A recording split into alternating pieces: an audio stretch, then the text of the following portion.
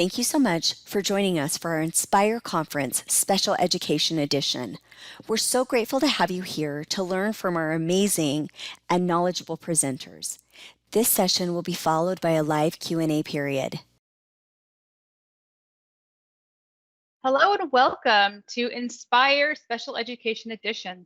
Today we're going to be talking about creating inclusive access to remote learning for students with specific learning disabilities, emotional behavioral impairments, autism, or other areas where they need a little bit of extra help in the classroom. My name is Robin Lowell, and I am the Senior Manager of Accessibility for I2E in Issaquah, Washington. I have been an special education teacher for 15 years in many different settings, from resource room to itinerant to residential, and actually even as a distance learning educator at the Washington State School for the Blind, teaching high school math. I have an undergraduate degree in marine biology, and I've actually driven the world's second largest container ship. And if you'd like to get a hold of me, my Twitter handle is Teacher in the Box. That's what my students who are my distance learning students called me. And I'd also like to introduce you to my co-presenter, Beth Dudica. Beth, tell us a little bit about yourself. Hi, I'm Beth Dudica, and I work at I2E, and I am the Senior Manager of Content Development. And I started off as an elementary teacher, became certified in the Wired for Reading program, which is specific for students with any language-based learning disabilities. I worked as a curriculum developer for math at Dreambox Learning, and right now it feels like I'm working really hard to adult. If you need to get a hold of me, you can find me on Twitter at Beth Dudica or bdudica@i2e-llc.com. All right. Thank you, Beth. So today, while you're listening and participating, if you have a piece of paper nearby, start jotting down some notes. Write a triangle or draw a triangle and write down 3 important points from today. Draw a square, anything that squares with you, with your thinking or anything that you agree with. Draw a circle, write down anything that is still circling around in your mind or you have more questions about. So just a quick overview of the session. 1, we're going to be exploring technology to foster inclusion and access during remote learning. Our second goal is the role of executive function in our students' learning. So we'll talk a lot about that. And third, we'll still explore social, emotional, and mindfulness strategies that we can use during remote learning. All right, so let's get introduced. So our session today is recorded, but we are going to be answering questions in the chat. And at the end of the presentation, we'll have time to have a live Q&A where we can answer questions, and both coming off mute, but also in the chat. So feel free to put your questions in the chat, your comments, but let's get going with our chatting. So let's get introduced. So I'd like you to answer the question, where are you connecting from? So to open the chat in your toolbar, look for the little speech bubble and type your message there. All right. So again, let's stay connected, communicate in the chat, and then afterwards we can talk more live and in person. So we're just going to dive right in. So thinking about reading. So how can we create an inclusive reading experience for all of our students and all of our kids during this time? So we're going to start out by looking at some tools. Across many different platforms, there are a lot of tools that are built in or that you can add in to help with our students' reading. Microsoft has the Immersive Reader, which has Read Aloud. We're going to dig into this with dictation, line focus, math equations.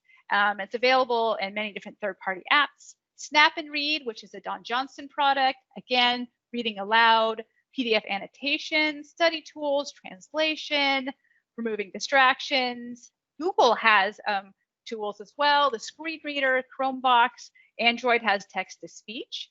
And there's extensions. There's a lot of little programs out there that you can add in to Chrome just from the Google Play Store. And then Apple. Apple has text-to-speech in over 70 different voices, 42 different languages with adjustable speed. Hover over text to make a little section larger, dark mode, dictionary. So really the point is that no matter what platform you're using, there are tools built right in to help your student or yourself be able to access reading materials easily and efficiently. So one of the tools that I use a lot is Immersive Reader. So we're going to actually dive in deep to Immersive Reader just to see what these reading tools look like. So I'm going to go ahead and open up OneNote. And in my OneNote, I have a article that I downloaded into here. So it's how threatened are killer whales in the wild. So I have a lot of text that's pretty small on this page, and I really want to have it read to me and make it more personalized for my reading needs. So up in the toolbar, I'm going to go ahead and click on Immersive Reader. And what this does, it basically creates, it's an overlay. It's not changing my original text, but it strips out all of the extraneous pictures and other tools that might be distracting and gives me just the text on the page. But let's do some of the modifications to make this exactly how I want to see and how I would like to read it. So to start with, under the Text Preferences tab, I have the opportunity using just a slider to increase my text size to make it exactly the way I want it. And a lot of students struggle with visual crowding where everything seems too tight together and it makes it hard for them to read. So I'm going to increase the spacing, putting space in between each letter and each word. I have font choices and I can change my theme. So this is my preference, dark background with white lettering. Under the grammar options, I have the ability to add syllables in so that when I'm reading, I can easily see how to break my words up. I can add in parts of speech, such as the nouns, verbs, adjectives, and it's really great so I know what I'm looking at. And then also reading preferences. So just like the old-fashioned reading ruler, I can have line focus where I can have just part of the text visible and everything else is grayed out. So it's easy to see just what I'm looking at. There's a picture dictionary. So when I have turned on picture dictionary and Microsoft has partnered with Boardmaker, I can go and click on a word like whales and I get a picture of the whale. And also I have the opportunity to have it spoken aloud. I need to, actually, I'm going to stop sharing for just a moment because I forgot to turn on, have my computer sounds spoken as well. So just one moment. And there we go. I'm going to screen 2. All right.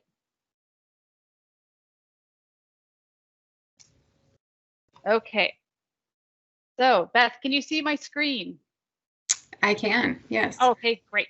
So the next option is in here, I can actually have my text read aloud to me. And this is really great. And what I really like about this is that I can have it is going to be highlighted as I go. So I'm going to go ahead and press play. We cannot hear the sound coming through. Oh, okay, I can fix that. So technology, we all find that in our meetings that, if things are not going exactly according to plan, we can easily make these changes. So I'm going to go ahead and stop sharing for just a moment and let it cooperate with me. And this has the issue that Robin is having. It has to do with sharing and the fact that we're in a meeting right now. The immersive reader doesn't have usually any hiccups with it. When kids hit play, they hear it automatically to whatever device they happen to be on. It's just that when you're sharing and recording and doing all these other things at the same time, it might look to make sure all the boxes are checked. Absolutely. Try it Okay, again, Robin. let's try it again. A place at the top of the ocean food chain. Orcas are very susceptible to.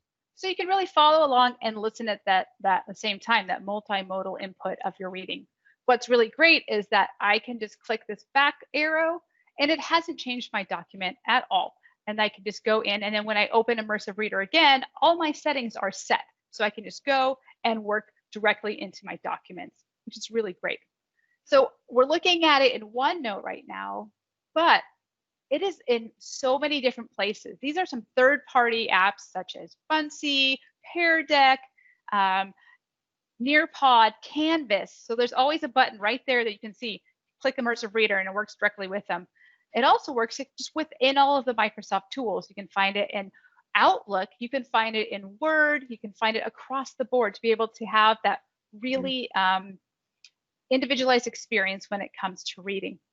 And one of my favorite places where it lives is in Minecraft, Education Edition. So you can just see we have our little immersive reader icon right there. You just go ahead and click that, and then it opens up the immersive reader, right from Minecraft. And again, it doesn't take you out or you have to make changes. It's just right there. So all of your students and all of your kids can be able to read all the signs that are there independently and just be immersive as possible.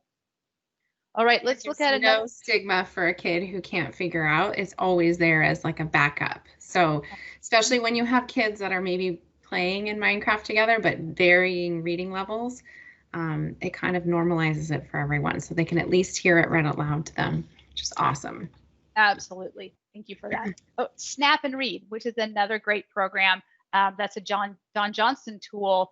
And this one is available in so many different places too, as a Chrome extension, an iPad app, Microsoft Edge extension, online PDFs, Overdrive, Kindle, Bookshare, and iReady. So this is all these tools that all of our students are using all the time. So I'm just going to go ahead and click on this link here and just go take us to the page so we can just quickly look and see what Snap and Read is all about. So you have those read aloud functions, just like we saw in Immersive Reader. Dynamic text leveling, so you can adjust the readability. PDF annotations for worksheets and assignments. That's really fantastic. So you can write right in there. There's study tools with new images. So Manatee, those are pretty great. They're really cute. Translation, so you can translate your text 100+ languages on any web page. Removing distractions, just like we saw in Immersive Reader. Color overlays, reading lines, picture dictionary, bibliographer, screenshot reader. I mean, there's all these really great tools built right into the product. All right, okay. So that's just a little bit in a nutshell, quick snapshot are some of the tools that are available around reading. So now let's jump into what does inclusive writing look like? And Beth's going to tell us a little bit about that. Yeah, there's a lot of options for writing for students that can that are built into the things that they're already using, which is great. And especially with the Microsoft products, they're in almost everything anyway, just like the Immersive Reader, which actually my favorite thing is that the Immersive Reader and all of those tools you just saw for the reading is available in the same format that students are writing. So if you're in Microsoft Word and you're trying to write something as a student and maybe you've dictated it or you're editing it, you can just go back and have it read aloud to you, which is fabulous. You know, in a regular elementary classroom, especially, well, all ages really, students notice their mistakes when they're reading it out loud, that they've either missed a word or they forgot ending punctuation or the plurals at the end of a word, or if it just, the grammar isn't quite right. It's the hearing part that often solidifies it for students. So the fact that these tools work together for the reading and the writing is really, really powerful. So in the Microsoft space, there's read aloud, there's the spacing and font stuff that Robin just shared. Dictation is really embedded into a lot of different elements, but mostly Word and OneNote are fantastic places to do that. Line focus, picture dictionary. The translation features are pretty amazing as well. Being able to utilize either Microsoft Translator or some of the other features built into being able to translate as you're going or as you're reading, to be able to write and have all of that, all of the options there for, especially for families who are trying to recognize and see what's going on. The inking abilities in some of the Surface devices or the touch screens in OneNote, you could actually use it on iPad as well. Being able to recognize your handwriting with math and being able to turn it into text is awesome. I know a lot of middle school math students cannot find the pi, or unique algebraic expression symbols are harder to find on these keyboards, but you know what they're supposed to look like, and you might be able to write them very easily. So that's a really slick app. There's also a lot of built-in math support, which we'll get into later as well. And then there's a ton of third-party apps that have a lot of these writing tools built in. Robin, co-writer. Yes. You want to tell us a little bit more about co-writer? Yeah, CodeWriter, again, it's a Don Johnson product. It's really great that it's a separate third-party app that you can use, or in a built-in or an extension that you can use. And it has word prediction, spelling recognition, flex spell, and being able to look at these. And we're going to go into more detail of these in a minute when we go look at the website. But just kind of like all the dictation tools, CodeWriter is this assistance, this helper, and helping our students be able to write better, more confidently, and more effectively, and with less stress. So really across the board, that's what these writing tools are all about. So let's jump into the next piece and look at these, like an example. Yeah, these writing tools, no matter what you're on, the ability to dictate and do speech to text can be a very powerful tool for students, particularly for students. It can be helpful if their OT or their fine motor with the physical aspect of writing is tricky. If spelling is tricky, there's a lot to think about when you're writing. There's also just the sentence structure, so the grammar and the formation of what you want to say, and then the story, or the cohesiveness of the start to finish, all of those sentences together. And when we speak, we don't have to think about all those things. And so all of those sort of barriers are taken away when you just have to speak into a little recorder and it produces the text up on the screen.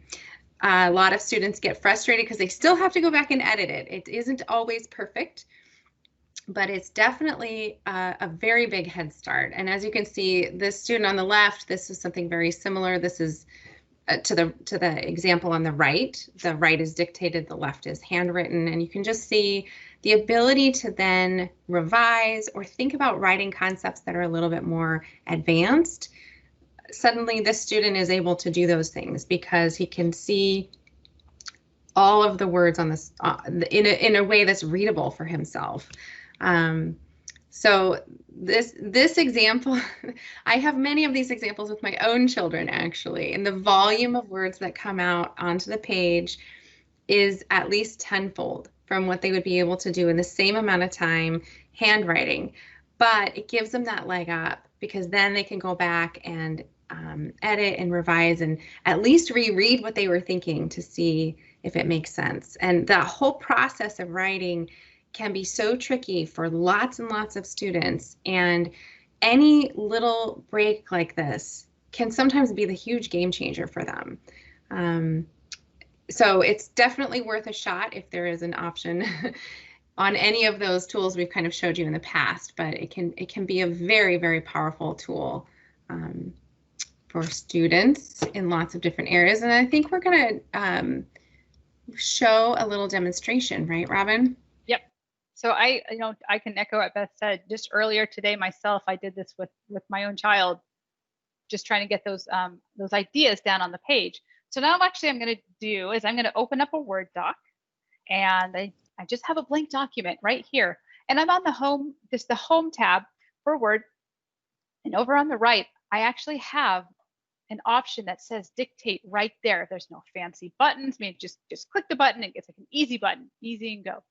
So what's really nice is you have a whole bunch of opportunities for different languages, Chinese, German, French, Spanish, Italian, with some preview languages, which are the more they're used, the better they get all of the time. So I'm going to dictate in English, and all I have to do is click the button, click, and hear the little sound. And now as I'm talking, anything I say will be written down on the page. I can say new line, and It will skip down like an enter for a new line. And it's not putting it down word for word. It's actually trying to figure out context too. And if I say period, adds a period. So it's a really great tool. So you can really, like, I talk with my hands a lot. So it's really easy for me to say what everything I need to say, and I can be animated, and then I can go back and edit. So I'm going to go ahead and stop this. All right, and now dictation is done. And so one of those, just want to kind of piggyback on some of the things that Beth was talking about. Over under the review tab, all those great tools, translation, read aloud, checking for accessibility, all these tools are here to help all users, especially our students in this context, really have the opportunity to, get better at what they're doing. We can read aloud here themselves, making sure they can access everything, they can translate. So these are just great tools to just know about that are just hiding in the Word program. And so for read aloud, if I just click read aloud. And hear the little sound, and now as I'm talking, anything I say will be written down on the page. I can. Oh, I apologize. It's really fast. I didn't slow it down. That's how fast I listen to it, because actually whenever I have a document, I only use read aloud to read documents. And that's how fast. So apologize for the quickness of that. But again, you can change it. You have the opportunity. And it will skip down like an enter fray. To change your voice and change how fast, but that's probably about average. So all these tools are built in to personalize. Mm-hmm. All right. Okay. So not only dictation, but Beth, you want to tell us a little bit about the importance of word prediction? Yes, this is when my students realized that this was available and things like this. It's similar to what a lot of texting uses. It gets used to what you're about to say and uses some AI to predict what it thinks you might write next. So even after writing WAT, you're going to get a drink of WA. It gives you a couple of choices, but this narrows it down for a student who maybe for water, they were going to put a WH, or maybe they would have a hard time getting close to the spelling option. So with this, after WAT in this picture, you see that what, water, and watch are options. And then if you just scroll your mouse up, you can choose water. So you don't have to actually type out the entire thing. Again, it's just a nice, small trick that can be a huge, huge leap for some students. Their brains are already working overtime trying to figure out, again, the grammar, the spelling, the thought process, the whole picture of the entire paragraph. And it's really easy to get lost or stuck or distracted on any of those one pieces. So word prediction can be turned on in Windows 10, right? And Yep. and it shows up it can show up in anything that you have in Windows 10, if that's it's under the typing tools. Yes. And settings. So it's kind of be hard to find. So just type in the search bar, just type in typing, and it'll take you to the right spot. Right. Okay. So I wanted to show you, so we talked about all these great tools that are built in, but let's talk a little bit about CoWriter. So again, it's available at all these places: Chrome extension, iPad app, an Edge extension, iPad keyboard, and online. So if I just go ahead and click on the website for CoWriter, let's talk a little bit about same thing. It has word prediction, available in there. So it's neuron word prediction is what they call it. So there's an engine around that. Speech recognition, just what we explored a few minutes ago about just using dictation. I've actually used it for test mode for assessments with the SBAC. Last year, we used that for SBAC. And Flex Spell, phonetic and inventive. This is me, phonetic and inventive ways of spelling, which is, I have to say that my dad has always told me that if you can't spell, it's a sign of genius. So I'm going to hold on to that.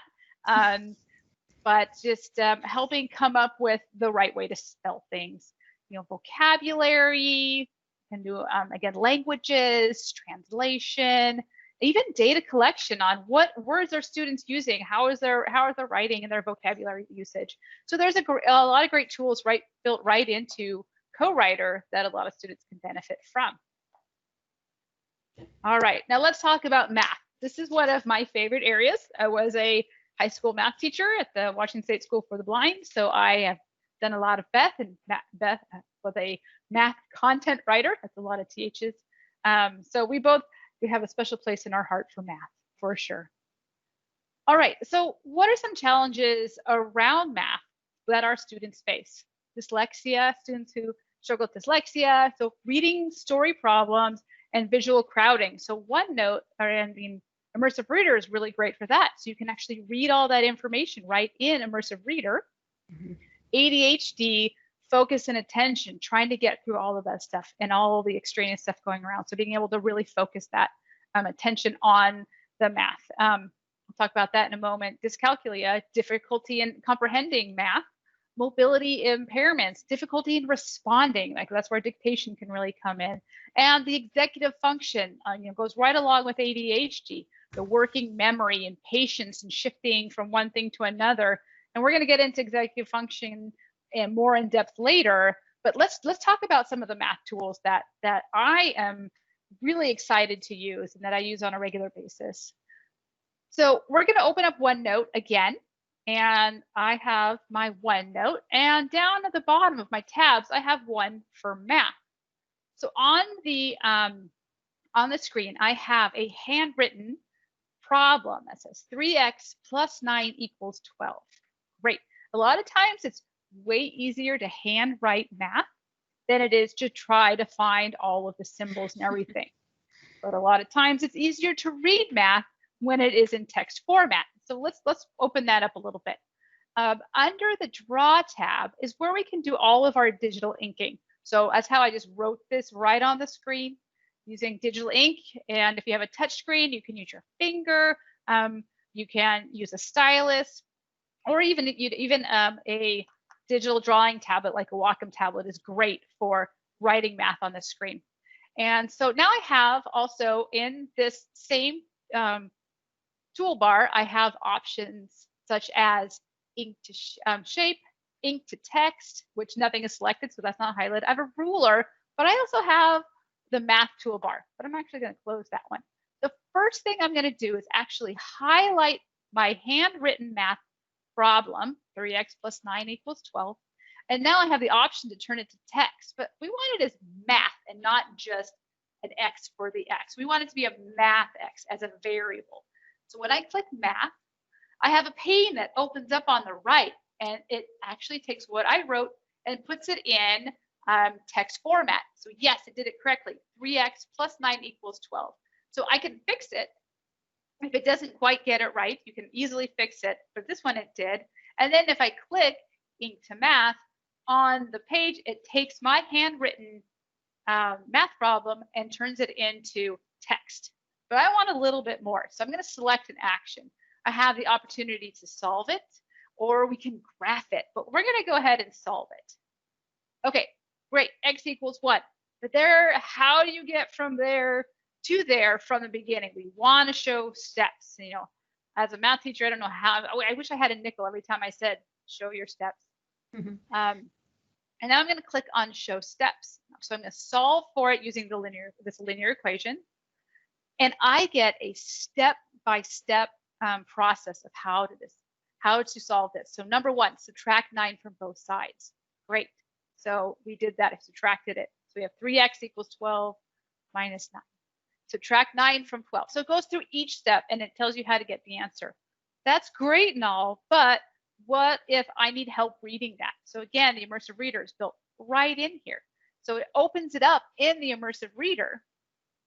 And what's fantastic is it's looking at those equations as equations, not text. So it will read it properly, including if you have square roots, or if you have like 3 to the second power, it reads it as 3 squared. It understands the math and it can speak it in the world of math, which is really fantastic.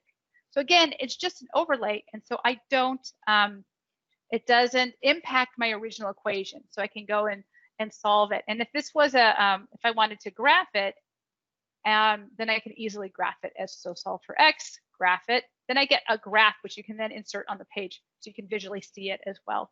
So there's a lot of great opportunities for for math, there's replay, and I'm sure right now, but there's replay. So if you handwrite it, just like how we did in PowerPoint, you can replay the ink steps. So you can see how you worked it through. So really explore all these different things in the tools that you probably already have, and see what can I do to help my student access these things in a more effective way for them. So that's just a little bit about math. Now let's talk about inclusive communication. So Beth's going to go ahead and talk about what inclusive communication really looks like. Inclusive communication, I mean, there are lots of different things in our world that we need to consider when we're communicating with each other. And we want our students to know that when they are communicating something to their classmates, they have to consider some of that. So one of the really awesome things about PowerPoint Live is that the translations are built right into captions. So if you're a student and you're sharing your screen, your PowerPoint presentation with your classmates, and maybe not all of your classmates speak the same language you do, your classmates can receive live captions in the language of their choice.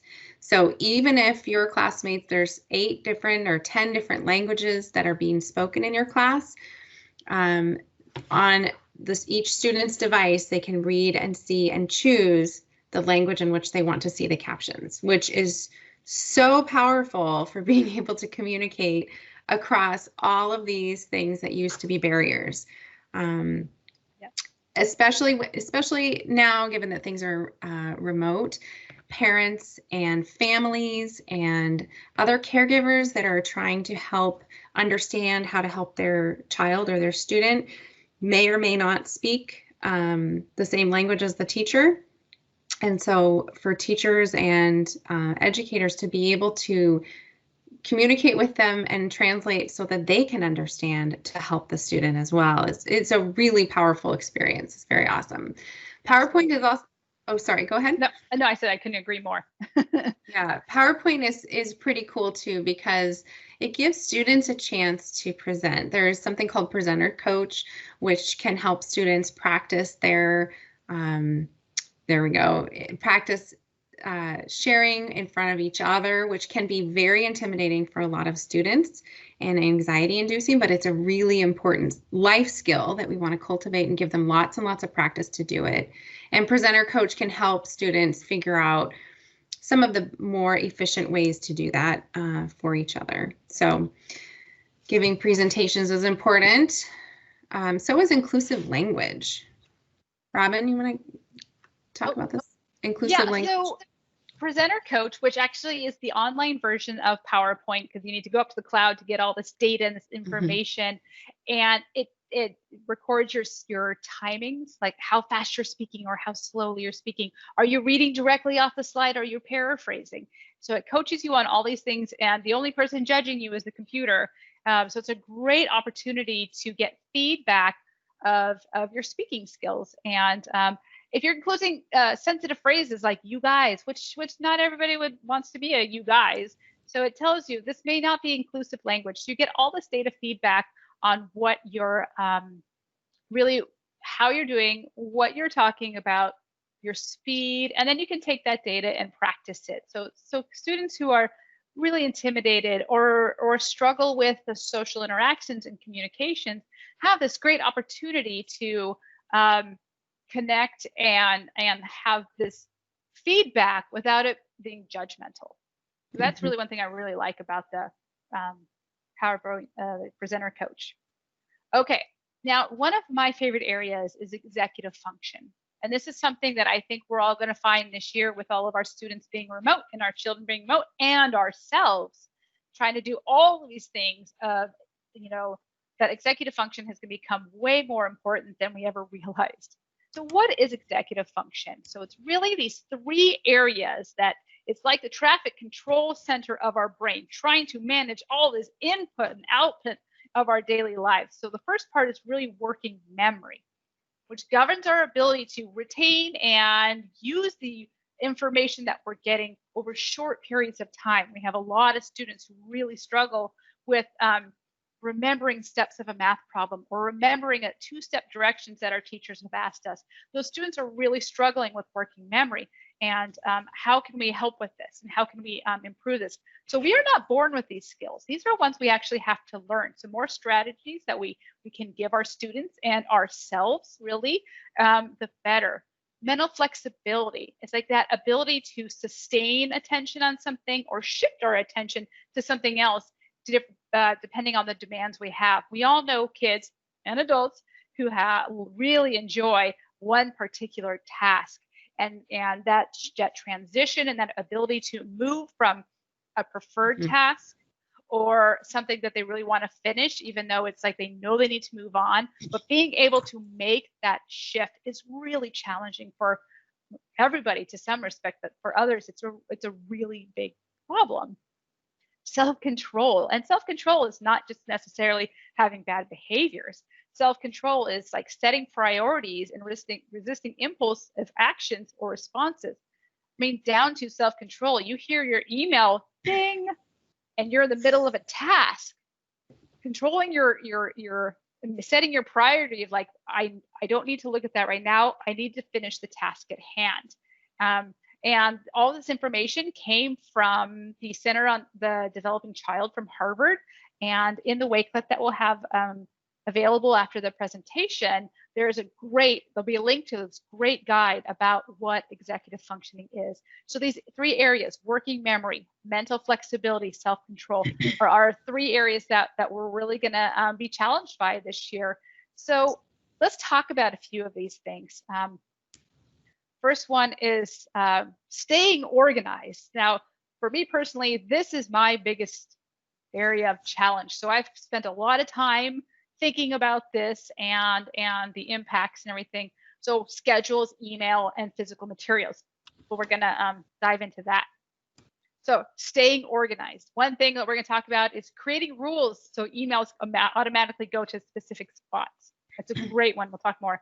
Creating a folder system in your OneDrive or your Google Drive so you know where all your materials live and you're not spending hours trying to find them. Getting to know the learning management system that your school uses so you know how to navigate it, like spend just a little bit of time and get to know it so you can assist your students. And creating a physical system, folder system, file system in your home to keep papers and materials from taking over, especially if you have multiple students in your home. This is a challenge. So let's talk about, to start with, email. So email comes in, and myself, I have 3 students. So I'd say, like, well, I don't know. I think our greatest day was over 100 emails in one day from all the classes, maybe more, maybe 5,000. It doesn't matter. After a certain point, it doesn't matter. So it all feels like a million.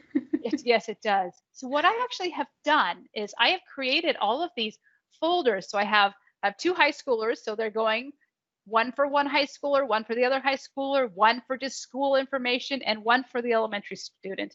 And so for this QIHS, all of these emails, I created rules. So anytime that an email is sent with a specific email address or a specific topic like Algebra 1, anytime that an email comes in, it automatically sends it to this QIHS. So I know what's coming in for what student. And my best example of this is curriculum night, when we had to go and we had, so 2 students in high school, 7 periods. That's 14 different Zoom links that I had received for these classes that I had to go to for curriculum night. And so I had them all go into a specific folder. So that way I didn't have to hunt for them. And when the night came, all I had to do was have my schedule next to me and look in that folder, and they were all there. And I just had to click on the link. Just the stress reduction from that was incredible. I mean, it really was. And I didn't do this for a long time, and I really made a point of it this year, especially, and it has changed my life. I think I've missed almost nothing now because I know where to go find it. Okay, so that's creating folders. Now, a schedule, depending on the age of your students, all the way from the really little guys, using a visual schedule. So you have a picture of wake up and then get dressed and then have breakfast, brush your teeth and make your bed, and so on. So the kids can really see what they need to do. You know, it's calming to know what your day is going to look like. Put their schedule along with yours in your calendar so you get reminders of where they need to be. And put calendar reminders in their computers, like for an Outlook for my elementary student. On their computer, he gets a reminder pop up from his calendar. We have a shared calendar, pops up. So when he's 5 minutes till his next class meeting, he gets a notification. So if he's working on independent work, it reminds him. So he's not trying to do it and I'm not trying to do it. So we're building these skills of organization and knowing how to, so if it's really hard for you to remember and you're working on these skills, but we need to add in the tools and how do we adapt? And this is a great way is reminders and using tools for that. Length of task engagement is really important, especially our students who have executive function, that impulse control, and that thinking about trying to stay on task. That those length of task engagement should be age appropriate, from just a few minutes for our really little guys to like 30 minutes when they're older. So even if a class length is 2 hours, they're not going to be on a conference call the entire time, nor should they be. It should be broken up into manageable bite-sized pieces. And this is one of my most important things, and I need to be better about this, is at the end of the day, put school and put work away. When you're done, close up your desk and be done with it. So that way you have a definite start, you have a definite end, and then you can move on. So really not feeling like you're just in this continuous loop where you have the opportunity to shift away from school and work and move into your evening activities, whatever that looks like. Okay, and I said talk about breaking things down. So this is a really important one, especially kids with executive function issues, is breaking down work into manageable pieces. It is so hard to see this whole huge project. You have no idea where to start, so you don't. Let's talk about headers. Seems like such a simple thing, but it is really powerful. And all sorts of Word type, programs, docs, Word, what have you, that you can actually break things down into pieces. So I'm going to show you I have a Word doc up on the screen right now, and I set it up. It's a 5-paragraph essay, and I have it set up using headers. So each one of these, it started out as just a blank document with just the headers. So we have our prompt, and then we have the introduction and body paragraph 1. And so the headers are different color and different size. And then when you click enter after it, then you can type in the regular body font. But it really breaks it down in visually, and so you can go and put information in each section individually, and not just here's a 5-paragraph essay, go blank paper.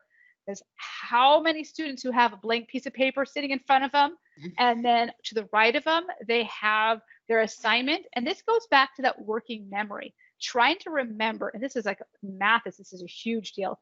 When you have you have a separation between what you need to do and where you need to do it, a lot of kids can't take that information and make that transfer, even if it's a few seconds. So having everything on one page, and at the end, you can take out the headers and they have a lovely 5-paragraph essay that looks like everybody else's. And then under the view tab, you can also just look at all of your sections on the left, basically in outline form. So we have all the different pieces there. We have our paragraph, we have our introduction, and we have our conclusion. So we can jump right to those. So if you have an idea that needs to go into body paragraph 2, ooh, you jump there, you dump it in, then you go back. So it's so easy to navigate and maneuver through your work, and it's not one giant, long, or blank piece of paper. Voice and choice is also something that is really important that we give our students, that they have the opportunity to express their learning in multiple ways. So we just have an example of a 5-paragraph essay, but using Flipgrid of how can we use literally our voice or our video to be able to communicate what we learned.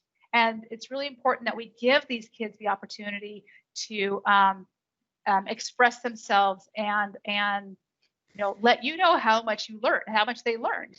So those are some ideas around executive function. But now let's talk about strategies for independent work. I know in my household and other families that I talk to, this is the biggest area of challenge. And so thinking about some of these, some ways that we can really take advantage of the tools that we have. Timers are really great. Timers can show how long a break, or timers can show how long you should be working. And you can include like a Pomodoro timer, including breaks in there and then going right back to it. But again, giving students that ownership, let them choose the alarm sound. But some kids, it causes stress or anxiety seeing the timer, and some love it. And so you can find ways like you can set the timer for yourself. So you're still remembering, and then you can say, this child knows that you have the timer set and that you will tell them, oh, time's up, but it's still that exact length. We're still doing an accurate timing of how long they're working. Some kids really enjoy sand timers. There's apps that are actually the sand timers, or get a physical sand timer. So it's not numbers counting down, but it's a soothing watching the sand go down, but they can see how much time they have in. Building in those breaks. Another thing is built right into Windows 10 under the clock, which we all know and love and live by. There are also built in timers and stopwatches right into your clock. So check it out. Open up your timer in Windows 10 or your clock in Windows 10 and see all the options there. And the students can get to know and learn how to use those things themselves. So let's think about the setup. Here's an example. I have a picture of a 3-tiered cart.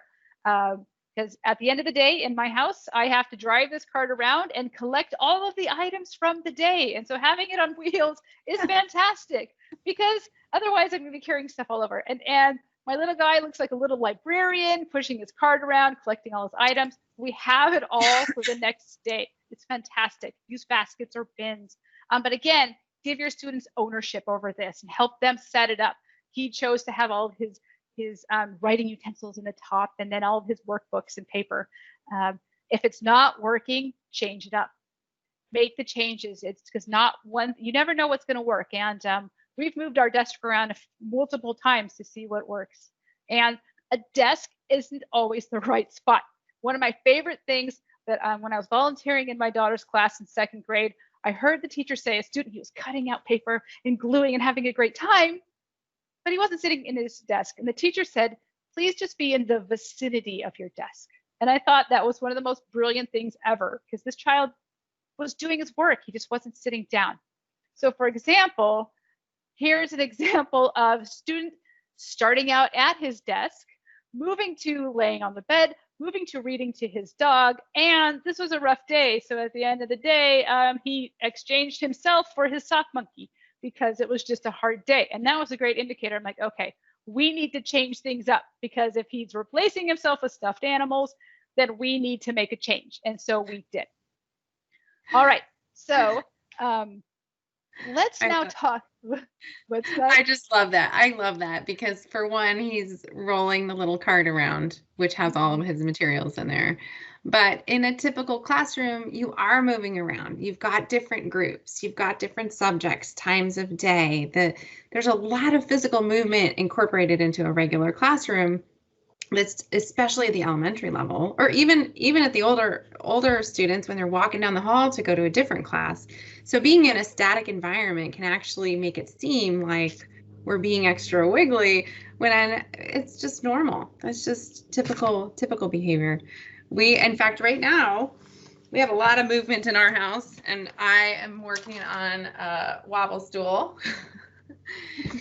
Getting my little, I don't know, I just kind of prefer it right now because I can move around a little bit. It allows me to sit longer, and we change it up. We change up the chairs, and that gives some ownership over who gets which favorite chair or the rocking chair.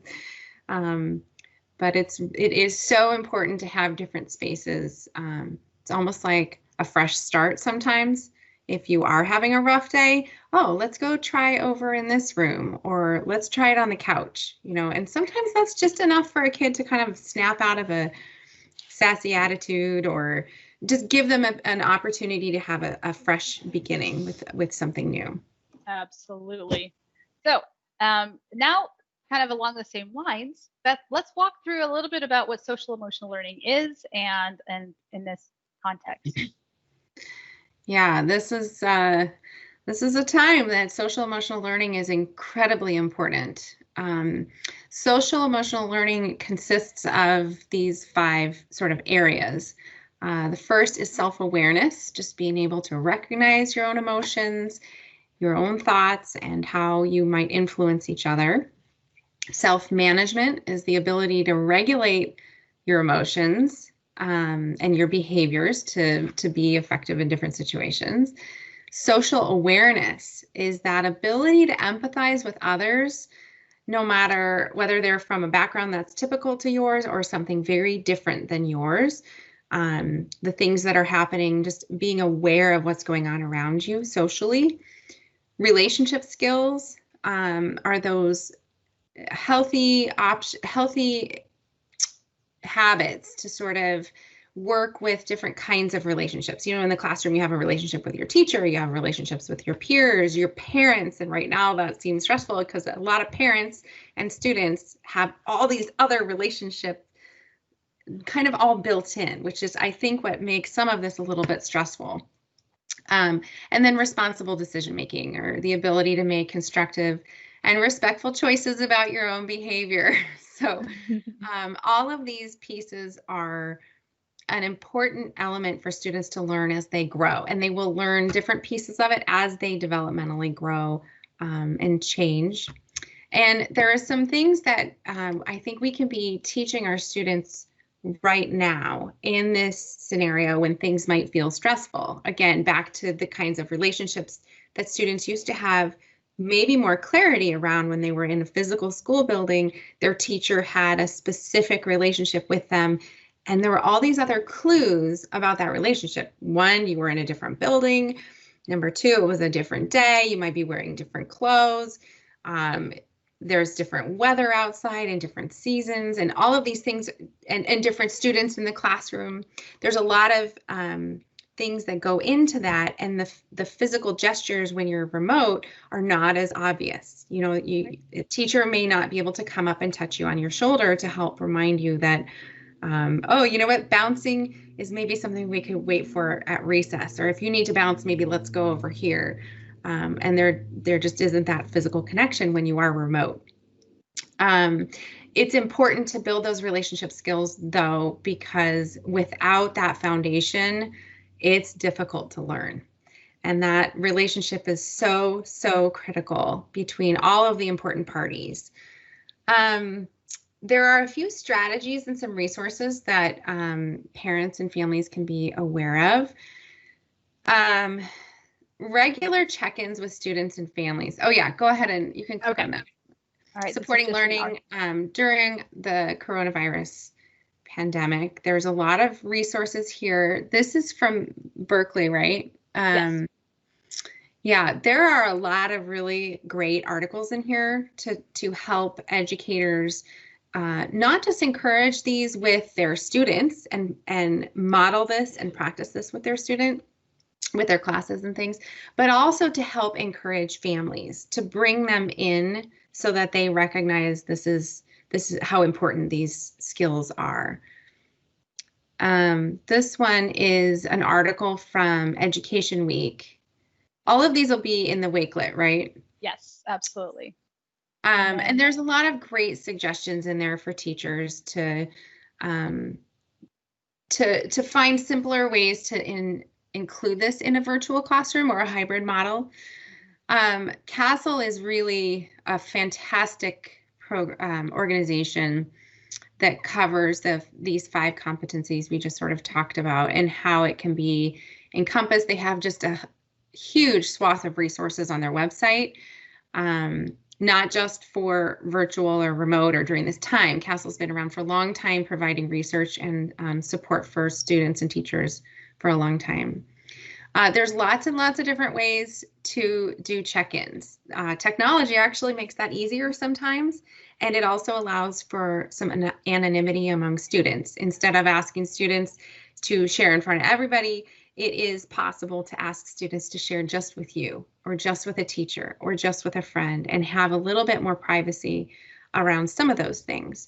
It's also, when you're teaching something that might be new, and you can't always gauge the physical expressions if they're remote, it's nice to do an extra check-in. Even though you may not normally do that in the classroom, check in and see how the students are doing about this topic, because maybe it's feeling really hard for them. Maybe they haven't practiced math for 6 months, and so those numbers are feeling really abstract. So planning some of those things into your lessons is helpful. And then teaching the strategies for organization and planning and self-regulation. All of these tips on the screen are things that good teachers and educators have been doing for a long time. And these are sort of just a twist on that, because they're ways to do it right now when you might be remote. Even just talking to kids about the idea that they might send a card or call someone else who might feel isolated automatically helps them to recognize that they're a part of a community, and they have that option, and it's empowering for them. It's a very simple thing that they could probably do. And then, of course, some stress reduction and mindfulness strategies, and doing some stretching, or just even a mindful minute here and there to start your lesson when you have no idea as an educator what kind of chaos that student is dealing with for the last 15 minutes while they were at recess, or you can't always tell what's been going on. And so starting with that or ending with that sometimes can be really powerful for students, just helping them build that into their regular day, regular class time. Mindfulness there's a lot of schools using mindfulness right now as their sort of SEL connector. A lot of kids are using it. And there's a lot of research that says that it actually is helpful. It can reduce stress. It can boost working memory, which we just talked about is difficult for a lot of students. It can help with focus. It can help us be less reactive, which reduces the problems in the future if you're a little bit less reactive, and gives more cognitive flexibility. And just general satisfaction. But there's a few things. One in particular that I love is called the Mindful Night, and it's a Minecraft lesson in Minecraft Education Edition. So it's actually a whole world that students can go into, and as they walk through the world, they learn about these experiences and different ways that they can practice mindfulness. And so there's a little quest, and there's a challenge and a problem to solve, but that's another fun way to sort of not just normalize it, but build in some fun with something that a lot of students love Minecraft. And so it is a really fun way. Yeah, Robin is showing right here. There's lessons on education.minecraft.net, and the world download link is up there on the right. And there's also, she was showing a minute ago on education.microsoft.com, there's a whole course right there. Oh yeah, right there. That you can get a badge if you're not a member of the educator community. You can just sign up for free and have access to all of these courses. And in there walks you through as a teacher. In case you're not familiar with Minecraft, you do not have to be an expert to have your students go through this. It is. And you don't even have to take this course, but this course helps show you some of the basics of the things that are happening in the world that your students will encounter. And that way you're sort of prepped and can follow up on things, or kind of understand how to evaluate their assessments and other things like that. Yeah, there's a lot of resources in there. That is that's a great resource, and students can do it remotely. So that's pretty cool too. Let's see, strategies for mindfulness. Routines is a big one. Having routines for mindfulness, having the reminder pop up that says to take a mindful minute is pretty powerful and helps us remember to do things like that. Lots of breathing exercises. Go Noodle, allowing for movement is Go Noodle is just one example of a way that my students, a lot of people call them brain breaks.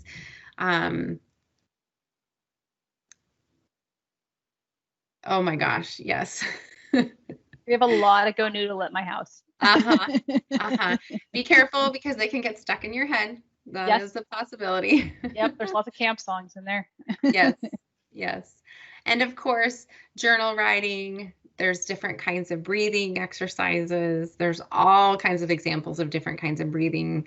Choo-choo breathing, like a choo-choo train, hissing breathing, bear breath. My students like to say bad breath. But even then, even if they're joking about it, that means that they're taking it, they're not that they're taking it seriously because they're joking about it, but even if they're joking about it, they still are able to do it seriously. Even if you say, I'm going to do bad breath, they do it and they've actually kind of soothed themselves and gotten prepared mentally for the lesson ahead, which is kind of cool. Right. And really, yeah, really our last area is remote working. Yeah, that is remote learning and the working parent. And I was almost going to say remote parent and the working learner, but either way works. So the name of the game is minimizing distractions, interruptions. How can we do that? So there's a lot of text on this screen because I wanted to get all the information out there. Again, creating expectations and routines. If possible, sync your schedule, creating a rhythm of the day. I match my daily schedule with my third graders just so I can know what he's going to be doing, so then I can mentally prepare myself how often I'm going to be interrupted based on what his task is. Take breaks and have lunch together every day. We have lunch out in the kitchen together. So that way, because lunch is a social time, and kids, if they're eating by themselves, it's not social and they need that socialness. So we try to have lunch together as often as possible. Get outside. We're talking about changing the scenery and location of where you're working. Remove yourself from the house. I mean, the kids need to go outside and run out the willies out and all the wiggles, and it's, plan for that when you can't. Right now, us on the West Coast can't, but we're doing other things. Have a plan for after school. Again, making that shift. We're done with school. What are we going to be doing after school? Whether it's a little bit of fun screen time, go outside, play a board game, but plan for after school too. It doesn't need to be regulated, but just kind of have a schedule. Oh, you're going to have, it's like after school today, you're just going to hang out and play Legos and do whatever it is you're going to do, but create an intentional plan. Have a communication system. I get a lot of notes slipped under the door with yes and no check boxes, and so far that's working okay, but come up with a communication system that works for you.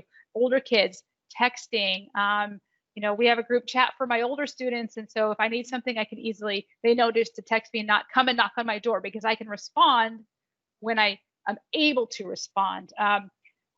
Because the other day when I was recording something, I looked over and under the door are two little third grader hands, and right next to them are two paws from the dog. And so I was like, okay, this isn't working. We didn't plan well enough. Set clear expectations, not only for yourself. It is not going to be perfect. And, so really have realistic expectations for yourself for the day.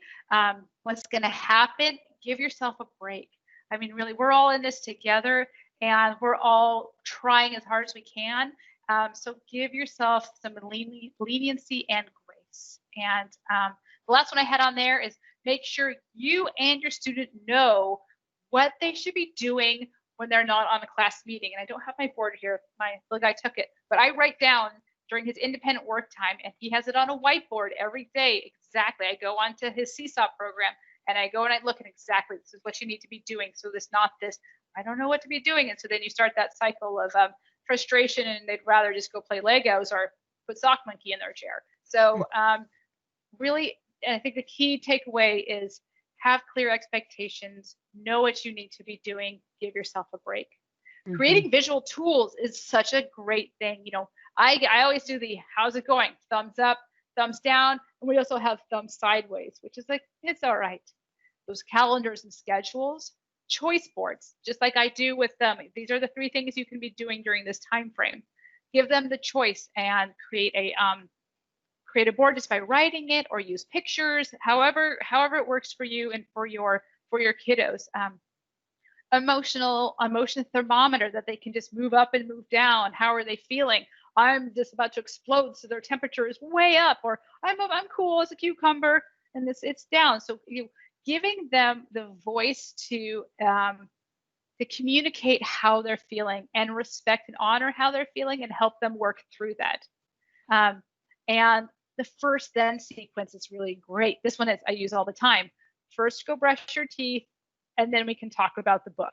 Or first, go finish this, and then you can play Legos. But really, those clear expectations of first and then, and not just go do. You have key phrases like I'm in a meeting right now. Oh, okay, whatever those key phrases to help you. So key phrases, for example, on the screen we have a picture of red light, yellow light, green light. Red means don't bother me unless either you or the house is on fire. Mm-hmm. I am, like right now we're recording, so I can't have my student in here. Yellow, I'm busy, but if it's important, come on in. Green, come on in, whatever you need. I'm just doing whatever. So the student knows exactly, they can come to the door and be like, oh, I know exactly where you stand right now, and not knock, knock, knock, knock, knock. No mm-hmm. idea. And also just pictures that you can give, whatever the pictures is, hand you something quietly with a picture of a snack on it. I'm ready for a snack.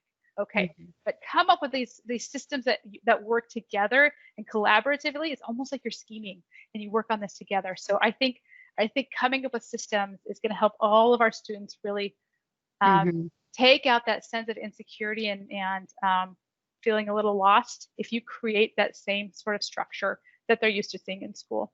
Mm-hmm. And for yourself too, as a parent, because I know a lot of parents feel like, oh my gosh, my whole workday is a red light. I don't have a green light and an orange light opportunity or yellow light for my student to come and bug me about something because I can't.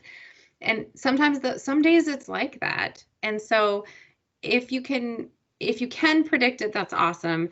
But what you can't always. And so some days at the end of the day, you realize, oh my gosh, it was all red all day today. I feel like I've been ignoring my child. That is when you go back to one of these other options and possibly schedule in something for your student to look forward to with you, because they are feeling like they want your attention as well. And so even if they know they can't get you until 7 o'clock at night on Thursday, that there's a special opportunity or something to look forward to, if they have it on a visual schedule, sometimes that's soothing. They might then interpret, okay, it's all red, but I know I'll get to talk to my parent when, fill in the blank. Absolutely. Thank you for that. All right, just to wrap things up, we talked about a ton of different resources. So I wanted to talk just about a few places that you can go. The Educator Network has so many amazing resources on here. So go and explore that. So that's all the Microsoft tools. It goes beyond technology. There's pedagogy. There's all sorts of like the social emotional that we saw for Mindful Night that are all here. So explore all these courses and learning paths and everything from both parent and educator lens.